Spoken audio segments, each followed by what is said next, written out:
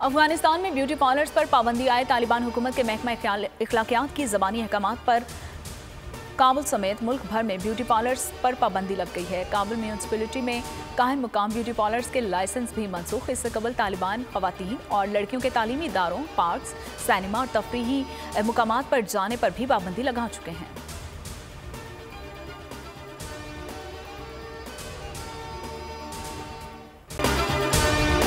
अगर आपको ये वीडियो पसंद आई है तो हमारे चैनल को सब्सक्राइब कीजिए और बेल आइकन को प्रेस कीजिए।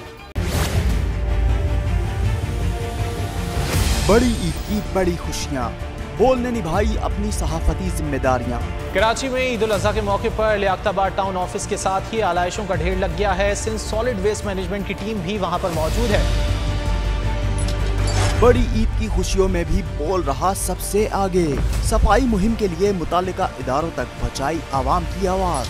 अगर मैं आपको दिखा दूं इस वक्त मुनाजिर तमाम गाड़ियां जो इस वक्त है यहाँ पर, तमाम जो कलेक्शंस हैं, जितनी भी आलाइश है उनको यहाँ से उठाया जा रहा है और लम्हा बा लम्हा की खबर से रखा आवाम को आगाह। और में मुख्तलिफ मकामात पर आलाइशें जो है वो हमें सड़कों पर दिखाई दे रही थी, लेकिन उसके बाद जो LWMC है उनका अमला जो है वो उसके बाद फील्ड में निकला और उसके बाद आलाइशों को हटाने का सिलसिला जो है वो शुरू कर दिया गया।